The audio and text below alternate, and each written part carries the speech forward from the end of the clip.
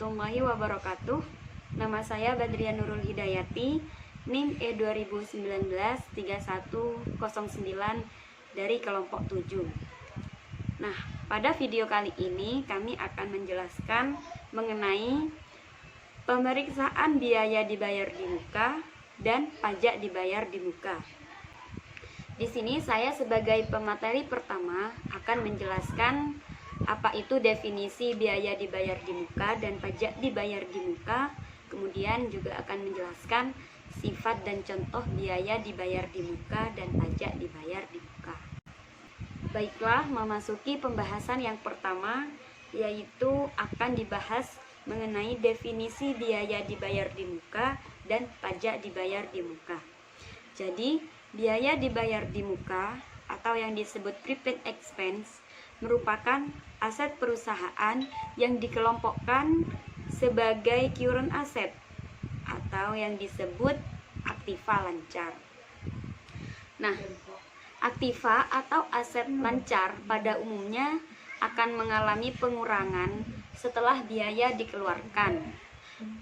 Pendapatan perusahaan itu harus lebih besar dari biaya yang telah dikeluarkan, baik dalam masa periode berjalan atau pada masa sebelum periode berjalan. Prepaid expense atau biaya dibayar di muka sebagai biaya yang telah dibayarkan untuk aktivitas perusahaan yang akan datang. Selanjutnya akan dibahas pajak dibayar di muka. Nah, pajak dibayar di muka atau prepaid tax adalah pajak yang dibayar terlebih dahulu sebelum periode, sama halnya dengan prepaid expense. Keduanya termasuk dalam current asset atau aset lancar. Nah, pajak itu biasanya dibayar oleh perusahaan setiap bulan atau dipotong oleh pihak ketiga dan akan memperhitungkan sebagai kredit pajak di akhir tahun untuk pajak penghasilan atau di akhir bulan untuk PPN. Nah, pemeriksaan biaya dibayar di muka dan pajak dibayar di muka juga mempunyai tujuan dan prosedur tersendiri. Nah, biaya dibayar di muka atau prepaid expense dan pajak dibayar di muka atau prepaid tax merupakan bagian dari total current asset, juga merupakan total dari aset lancar perusahaan dalam laporan posisi keuangan. Nah, dalam laporan posisi keuangan, biaya menjadi penentu jumlah akhir dari total aset. Apabila biaya dan pajak mengalami kenaikan, maka aset juga harus mengalami kenaikan. Kondisi perusahaan akan tetap stabil apabila current asetnya berada pada posisi yang stabil dan menutup biaya-biaya yang telah dikeluarkan atau bahkan melebihi modal awal perusahaan.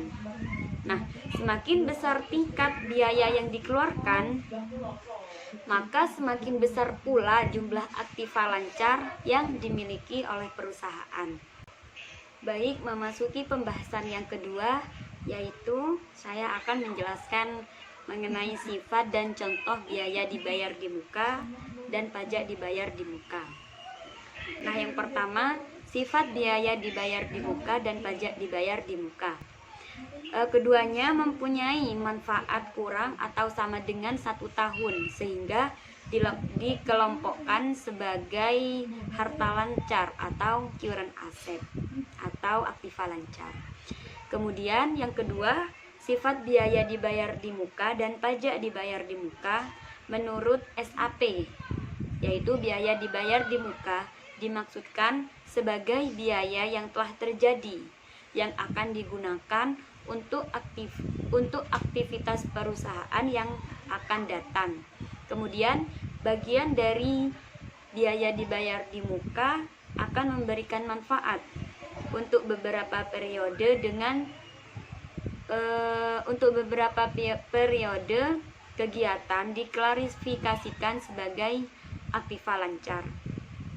Kemudian selanjutnya contoh dari perkiraan-perkiraan yang bisa digolongkan sebagai biaya dibayar di muka.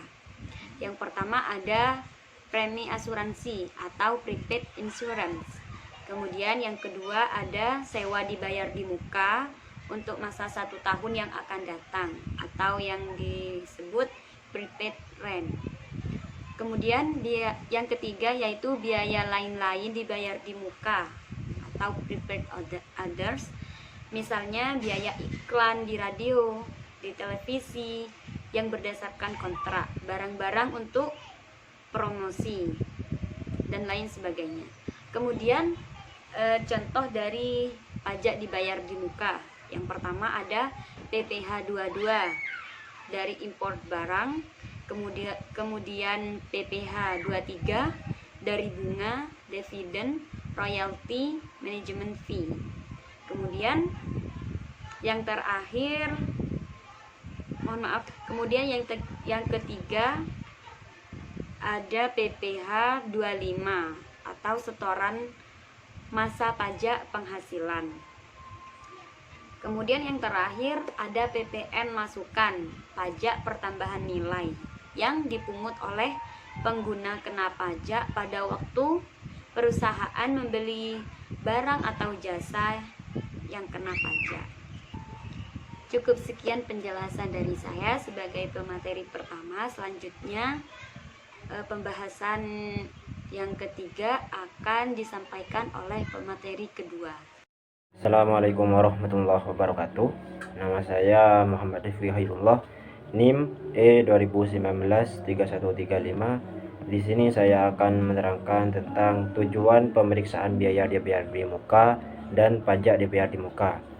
Jadi tujuan pemeriksaan biaya dibayar di muka dan pajak dibayar di muka yang pertama yaitu untuk memeriksa apakah terdapat internal control yang cukup baik atas biaya dan pajak dibayar di muka. Jadi akuntan publik dapat meyakinkan dirinya bahwa internal control atas biaya dan pajak dibayar di muka berjalan secara efektif. Maka luasnya pemeriksaan dalam melakukan substantif test dapat dipersempit.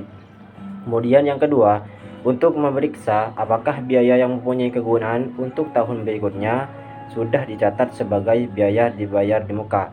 Maksudnya adalah auditor harus memeriksa apakah bagian yang belum expired atau mempunyai kegunaan untuk periode yang akan datang tidak dibebankan sebagai biaya tetap, dicatat sebagai biaya dibayar di muka. Kemudian yang ketiga, untuk memeriksa apakah kinerja biaya dibayar di muka yang mempunyai kegunaan untuk tahun berjalan telah dibebankan atau dicatat sebagai biaya tahun berjalan. Maksudnya adalah auditor harus memeriksa apakah bagian yang expired atau masa manfaatnya sudah berlalu sudah dibebankan sebagai biaya tahun berjalan. Yang keempat, yang terakhir, untuk memeriksa apakah pajak dibayar di muka didukung oleh bukti setoran atau pemungutan pajak yang sah dan lengkap sehingga bisa diperhitungkan kredit pajak pada akhir periode. Sekian, terima kasih. Baik, di sini saya akan menjelaskan tentang memahami prosedur pemeriksaan biaya dibayar di muka dan pajak dibayar di muka.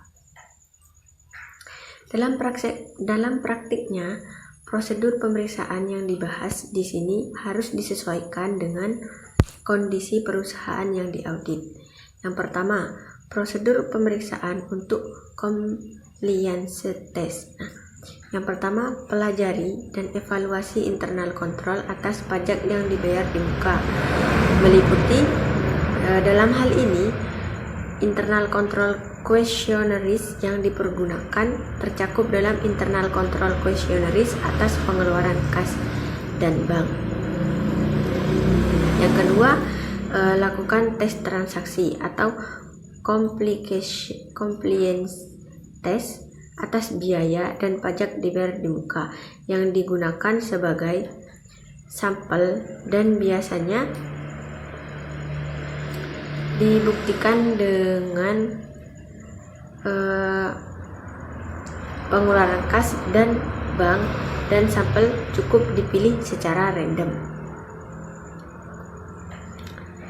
Yang kedua, prosedur pemeriksaan substantif sewa dibayar di muka atau prepaid rent. Yang pertama, minta rincian atau schedule prepaid rent per tanggal neraca. Yang kedua, cek ketelitian perhitungan matematik. Yang ketiga, cocokkan saldo prepaid rent per tanggal dengan saldo buku besar. Yang keempat, cocokkan saldo awal prepaid rent dengan kertas kerja pemeriksaan tahun lalu. Yang kelima, lakukan voting untuk pembayaran prepaid rent di tahun berjalan dan pemeriksaan lease agreement. Jika sudah dilakukan compliance test, refer ke kertas kerja compliance test. Dan yang keenam, cocokkan total yang dibebankan. Yang ketujuh, buat usulan audit adjustment jika diperlukan. Yang ketiga yaitu prosedur pemeriksaan substantif premi asuransi dibayar di muka.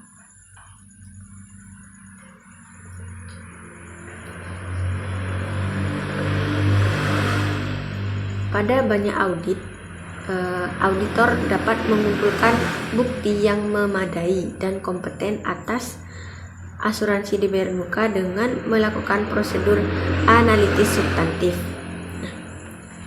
Pengujian terinci atas transaksi jika dilakukan atau dilaksanakan sebagai bagian dari pengujian proses pembelian. Pengujian terinci atas saldo asuransi dibayar di muka biasanya diperlukan hanya ketika salah satu diperkirakan, karena pada umumnya terdapat beberapa transaksi pada akun asuransi dibayar di muka, biasanya tidak material. Prosedur analisis substantif adalah efektif untuk memverifikasi saldo akun. Yang pertama, prosedur analisis substantif. Yang satu, minta rincian. Kedua, cek mathematical accuracy. Yang ketiga, cocokkan saldo. Yang keempat, cocokkan saldo awal dengan kertas kerja. Yang kelima, lakukan voting untuk pembayaran premi asuransi di tahun berjalan. Periksa polis asuransi dan cocokkan data dalam polis asuransi dengan rincian prepaid insurance. Tie up total yang dibebankan sebagai biaya asuransi ke buku besar biaya asuransi. Periksalah apakah nilai pertanggungan cukup atau tidak, dalam arti tidak terlalu besar dan tidak terlalu kecil. Perhatikan apakah di dalam polis asuransi terdapat bankers clause. Dan yang terakhir, pengujian usulan audit adjustment jika diperlukan.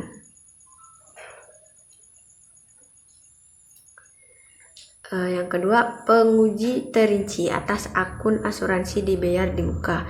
Yang ketiga, keberadaan dan kelengkapan. Yang keempat, hak dan kewajiban. Yang kelima, penilaian. Yang keenam, klasifikasi. Dan ada juga prosedur pemeriksaan yang keempat, yaitu prosedur pemeriksaan substantif prepaid advertising. Yang pertama sama, yaitu meminta perincian, lalu cek voting dan cocokkan saldo akhir prepaid ke buku besar. Yang ketiga, periksa bukti pembayaran. Yang keempat, periksa kebenaran pembebanan ke biaya untuk barang-barang souvenir, harus dilakukan stock of name.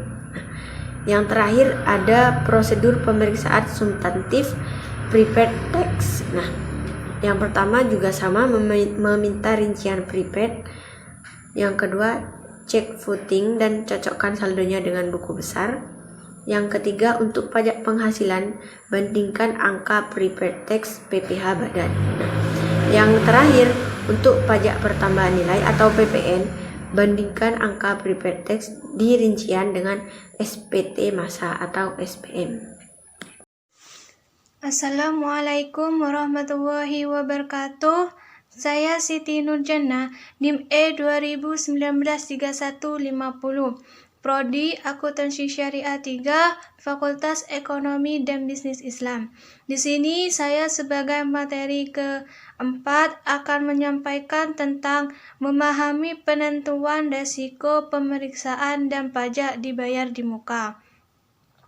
Resiko bawaan untuk beban dibayar di muka seperti asuransi dibayar di muka pada umumnya akan ditentukan pada tingkat yang rendah karena akun ini tidak melibatkan isu akuntansi yang kompleks dan mendalam. Terlebih lagi, salah saji yang mungkin dapat deteksi pada audit terdahulu secara umum akan berjumlah tidak material. Beban yang ditangguhkan dan aktiva tidak terwujud di sisi lain dapat memerlukan pertimbangan resiko bawaan yang serius. Contohnya, penilaian dan estimasi umur paten, waralaba, dan goodwill melibatkan pertimbangan mendalam dan dapat mengaruh pada perbedaan pendapatan antara auditor dengan klien. Dalam situasi seperti ini, auditor dapat menentukan resiko bawaan pada tingkat yang tinggi. Penentuan resiko, pengendalian beban dibayar di muka, transaksi beban dibayar di muka, beban ditangguhkan, dan aktiva tidak berwujud, biasanya diproses melalui proses pembelian.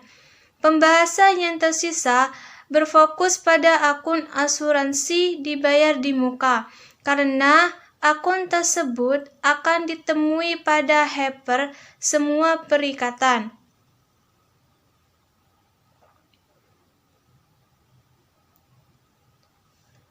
Bagian dan penentuan auditor atas resiko pengendalian untuk transaksi asuransi dibayar di muka didasarkan pada efektivitas prosedur pengendalian dalam proses pembelian. Contohnya, prosedur pengendalian dalam proses pembelian harus memastikan bahwa polis asuransi yang baru telah diotorisasi dengan tepat dan dicatat. Prosedur pengendalian tambahan dapat digunakan untuk mengendalikan transaksi dan informasi asuransi. Sebagai contoh, daftar asuransi dapat dibuat sebagai catatan yang terpisah mengenai semua polis asuransi yang masih berlaku. Daftar asuransi berisi informasi penting seperti hal-hal yang dijamin asuransi dan tanggal habis masa berlaku tiap polis asuransi. Daftar ini harus direview secara berkala oleh orang yang independen untuk memverifikasi bahwa entitas telah memiliki jaminan asuransi yang konsisten dengan kebutuhannya. Sekian penjelasan dari saya. Wassalamualaikum warahmatullahi wabarakatuh.